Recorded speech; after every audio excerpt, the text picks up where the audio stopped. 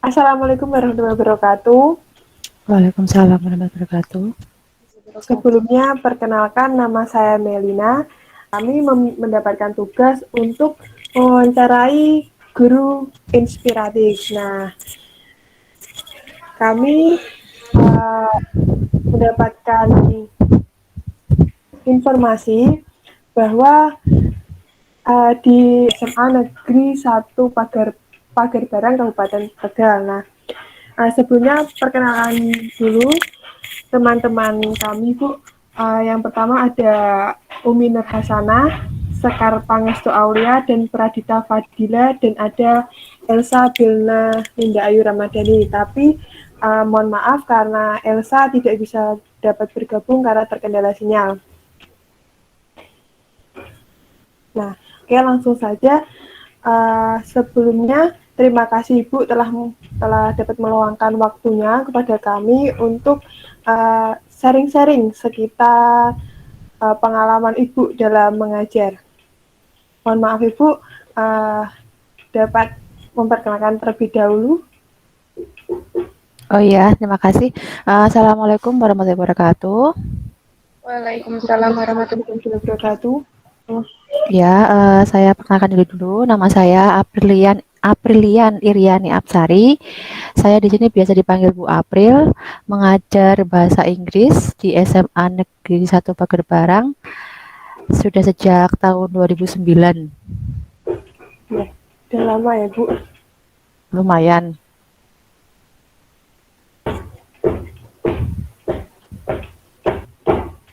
Ya, cukup segitu aja perkenalannya. Ya, cukup. Terima kasih Bu. Kemudian diwakilkan oleh Mbak Pradita Fadila.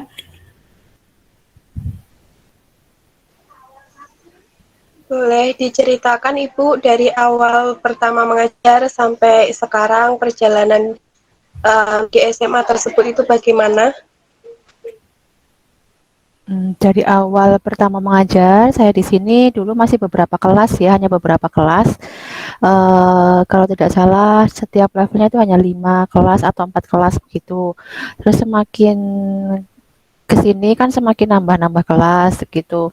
Terus di sini daerahnya itu termasuk di kabupaten itu termasuk daerah pinggir ya, bukan pusat kota. Jadi di sini daerah desa lah gitu ya, di pinggir kotanya bukan di pusatnya seperti itu. Jadi siswanya cenderung siswa-siswa dari desa gitu, bukan dari anak-anak kota, bukan, tapi anak-anak desa. Jadi, terus semakin ke sini semakin meningkat, apalagi setelah di SMA ini masuk ke dinas provinsi. Dulu kan masih dinas kabupaten ya, sekarang kita ngikutnya ke dinas pendidikan dan kebudayaan provinsi. Nah, dari situ kita mulai dikasih bantuan-bantuan sarpras dan sebagainya sampai sekolahnya maju, kemudian mengenai apa namanya media pembelajaran dan sebagainya, tentulah pasti mendukung kami guru-guru di sini untuk semakin maju dalam mengajar juga, karena medianya juga semakin banyak, semakin dipenuhi keperluan-keperluan kami seperti itu. Sekarang alhamdulillah sudah ada 28 rombel pada tahun 2021 ini yang masuk di SMA Pagerbarang seperti itu. Baik, terima kasih Bu. Lalu selama mengajar ada pengalaman yang terkesan nggak Ibu? Mungkin dari murid-muridnya atau karena kan Ibu kan sebagai guru bahasa Inggris itu mungkin lebih berbeda dari guru-guru yang lain, ada atau bagaimana? Ya, pengalaman pasti ada ya, setiap angkatan itu, setiap tahun itu pasti memberikan sebuah pengalaman-pengalaman yang berbeda untuk para guru-gurunya. Setiap tahun, setiap angkatan itu pasti kita punya kesan tersendiri sama siswa-siswa tersebut ya. Apalagi di sini kita harus lebih apa namanya ya, mengenal yang namanya karakter peserta didik. Jadi kita tidak bisa apa ya, langsung menerapkan, kita misalnya belajar metode A lalu kita harus terapkan ke semua siswa, itu tidak bisa, karena di sini itu apa ya, karakternya itu berbeda-beda, jadi kita harus lebih mengenal karakter dulu.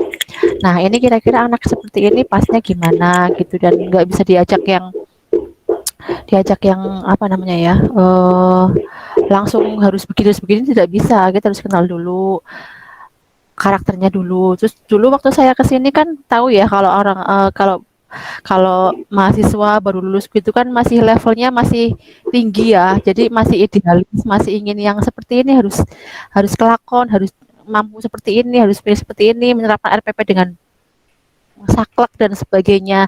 Tapi setelah, eee, itulah by the time ya kita tahu karakternya, oh nggak bisa diajak seperti ini semuanya nih, harus kita tahu dulu anak-anaknya kok seperti ini gitu. Jadi kita mulai menyesuaikan diri dengan sekolah, dengan lingkungan, dengan karakter peserta didik seperti itu. Setiap setiap siswa pasti punya, setiap angkatan pasti punya ada apa namanya ya, ada kesan sendiri. Yang paling penting adalah kita sebagai guru di sini me, apa namanya ya, sebagai guru juga sebagai motivasi, motivator, fasilitator dan dedikator juga supaya mereka di sini tuh susahnya tuh ya motivasinya itu Mbak. Jadi enggak yang kayak anak-anak yang tanpa disuruh tuh belajar gitu enggak. Jadi di sini ya itu guru itu harus sebagai motivator, fasilitator ya, pokoknya yang memberi semangat dan sebagainya itu beban beratnya di situ malah justru tidak mengajarnya tapi di situnya gitu. Baik Bu, pengalaman saya dulu waktu sekolah SMA itu kalau sama mata pelajaran bahasa Inggris itu agak kurang berminat Bu. Nah itu Ibu gimana Hmm. ya caranya biar siswa-siswa itu waktu belajar bahasa Inggris itu tertarik gitu Bu? Iya, katanya kan kalau dulu pas zaman saya sekolah juga ya, padahal ya itu mungkin hanya apa ya, hanya asumsi atau hanya sugesti. Tapi kan katanya kalau suka gurunya suka mapelnya, ya kan? Makanya saya berusaha dulu biar saya tuh disukai sama siswa dulu gitu. Jangan yang setel kayak saya kayak guru killer gitu enggak, tapi ya supaya anak tuh atraktif ke saya. Gimana caranya ya biar anak-anak tuh nggak takut sama bahasa Inggris gitu dulu pertama ya, bisa bisa dengan cara apa, misalnya games gitu, atau nyanyi di kelas bareng-bareng nyanyi bahasa Inggris gitu dulu. Jadi pertama itu, soalnya dulu juga saya juga meranapi, saya juga mengalami jadi siswa ya, kalau kalau gurunya aja udah nyetel kayak gitu kan jadi males, jadi takut gitu kan sama guru itu, jadi males belajarnya juga. Nah, saya kayak gitu sih kalau saya, jadi biar mereka tuh pertama suka dulu sama, oh Bu April tuh asik ya orangnya gitu. Terus mereka nanti aku pengen lah jadi pengen lah belajar bahasa Inggris yang kayak gitu biar bisa gimana sih kayak gitu. Saya sih seperti itu. Jadi nggak yang berat-berat dulu, yang harus harus begini-begini enggak. Yang penting yuk kita biar yang penting kamu tuh mudeng deh apa yang saya ngomong. Nanti kamu kalau misalnya mau ngomong itu ya saya bantu, mau ngomong pakai bahasa Inggris yang gimana nanti saya bantu gitu. Intinya itu. Jadi mereka biar atraktif dulu, suka dulu sama mapel itu udah suka mapelnya bagaimana ya dari cara guru menyampaikan atraktif dulu biar mereka apa namanya ya tertarik lah gitu.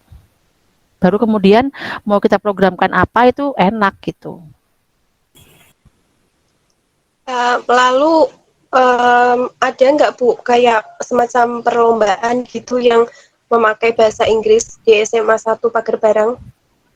Oh iya ada. Kalau ini kan sebelum pandemi dulu ya, itu kita setiap tahun itu kan ada kelas meeting. Kelas meeting itu kegiatan yang dilakukan pada saat jeda setelah misalnya tes ujian tengah semester itu kan ada waktu kosong, atau setelah ujian akhir semester itu ada yang namanya kelas meeting.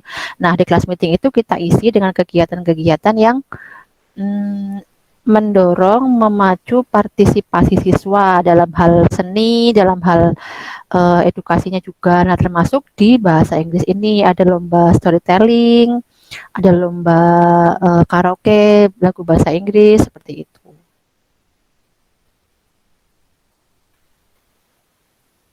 Nah, baik Bu, cukup pertanyaan dari saya. Apakah teman-teman saya ada yang ingin ditanyakan lagi kepada Bu April? Iya. Bu, Oh, Mbak Sekar, silakan. Monggo, monggo.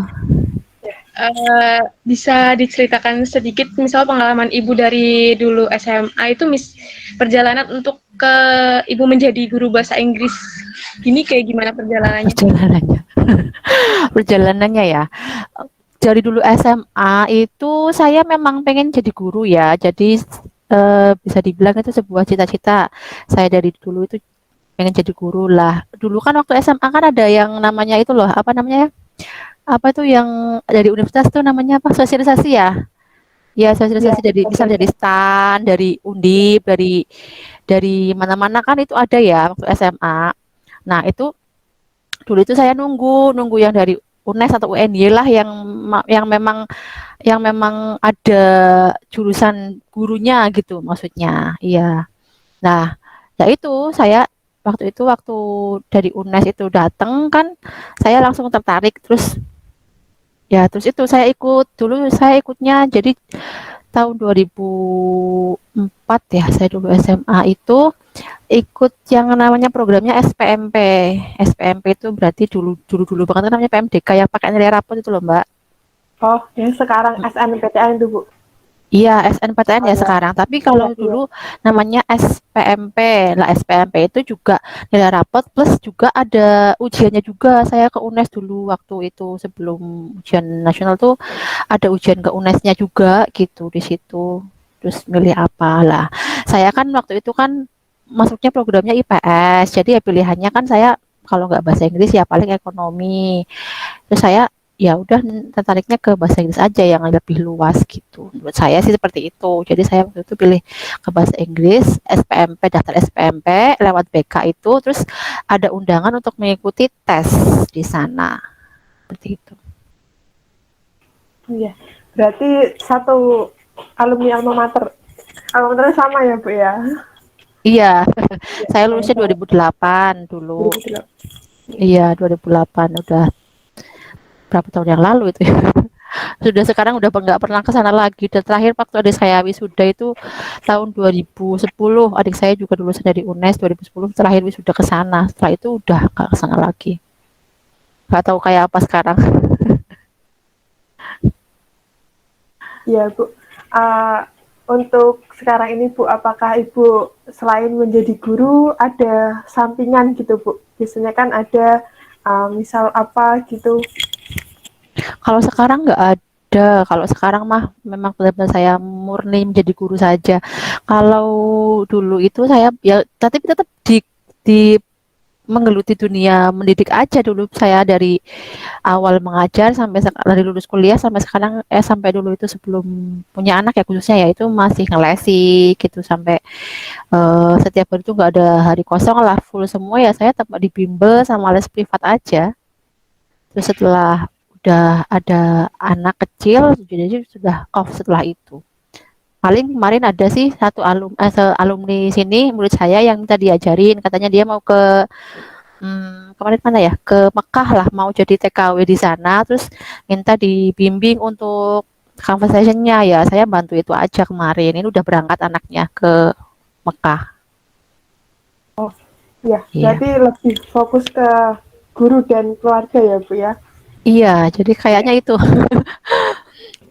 nggak bisa ke lain hati.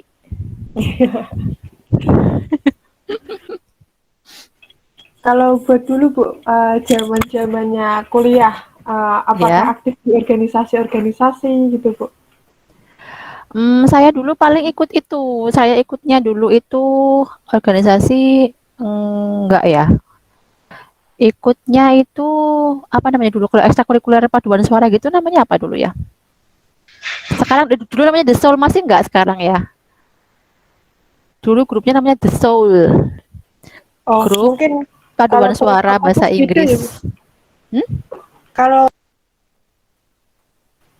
per fakultas biasanya beda, Bu, namanya. Beda iya. Terus Ya. saya juga dulu yang ngisi yang di itu sih Mbak. Kalau pas apa tuh ada wisuda yang di Univ, itu saya juga ikut grup itu yang paduan suara yang Univ gitu, yang kayak gitu tok sih enggak yang aneh-aneh. Enggak terlalu aktif dulu saya. Cuman itu suka nyanyi jadinya ikutnya paduan suara gitu. Berarti punya bakat tersendiri ya, Bu, suaranya. Enggak cuma suka aja. Dulu kan kan kalau misalnya ada ini kan dulu ada kakak kelas yang punya kerjasama, ayahnya punya kerjasama dengan lembaga belajar apa lupa ya namanya waktu itu. Ya pokoknya kalau ada wisudanan itu mesti diundang, terus dibayar 20.000 kayak gitu, seneng bayar 50.000 gitu waktu itu. Kalau waktu itu udah lumayan ya Bu ya. Iya, udah lumayan. Terus sudah sempat ngelesi juga di kan kita punya ikut ke bimbel di situ namanya Bismart apa udah lupa ya. Jadi kita kerja sama-sama SMA. Terus saya ngajar waktu itu mulai semester 6 apa 7 ya. Saya ngajar di bimbel itu ke SMA ke SMA 8 Semarang, terus ke SMA mana gitu lupa gitu. Ya paling itu kegiatannya. Wah, berarti kuliah sambil mencari uang ya Bu, lumayan ya. Iya, pernah gitu. Terus ngajar di TK juga pernah waktu itu. Sebenarnya di sana juga enak sih ngajar di sana. Cuman disuruh orang tua pulang ya jadinya pulang. Oh, berarti asli Tegal ya Bu? Asli, saya kelahiran Tegal. Oh, berarti nggak yang merantau gitu ya Bu? Enggak lah, itu kan merantau paling jauh di Semarang itu. Kalau Oh, dari SD sampai SMA kan ya paling jalan kaki sekolahnya. Jadi nggak pernah yang pakai angkot, pakai motor gitu. Jadi yang paling jauh ke Semarang. ya. Berarti nggak pernah kemana-mana ya Bu, langsung kembali ke Iya. asalnya lagi. Jadi Sepertinya sudah cukup. Gimana teman-teman yang lain? Masih ada yang mau ditanyakan?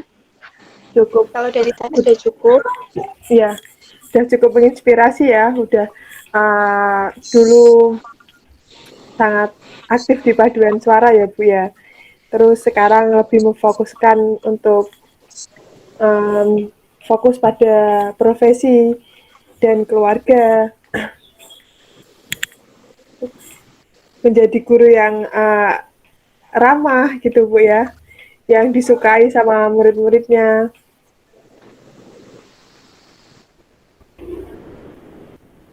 Ya seperti itulah. Pokoknya kalau masih kuliah itu manfaatkan aja waktu kuliah. Karena nanti kalau udah berkeluarga itu nanti nggak akan bisa mengeksplor diri gitu aja sih Iya, pesan saya. Kalau kalau udah nanti misalnya berkeluarga itu pasti ya fokusnya bagaimana cara berparenting gitu mesti. iya, Pengennya ke situ. Jadi kalau selama masih kuliah, masih apa namanya masih ada kesempatan untuk mengeksplor ya silahkan digali sebanyak-banyaknya apa yang ingin digali dari mbak-mbak ini untuk bisa apa sih yang nanti akan dijadikan apa ya namanya sebuah visi misi kehidupan lah seperti itu. gimana teman-teman, cukup ya? Ya, sudah. Ya, terima kasih Bu, sudah meluangkan waktunya, dia memberikan sedikit motivasi untuk kita yang masih kuliah gitu, untuk menjadi seorang guru yang disukai sama siswa-siswinya gitu Bu. Ya, cukup Ya dari sama-sama. kami. Ya, terima kasih Bu. Sekian. Ya sama-sama. Ya, assalamualaikum warahmatullahi wabarakatuh. Waalaikumsalam warahmatullahi wabarakatuh. Semoga sukses ya semuanya. Ya, amin. Ya, terima kasih.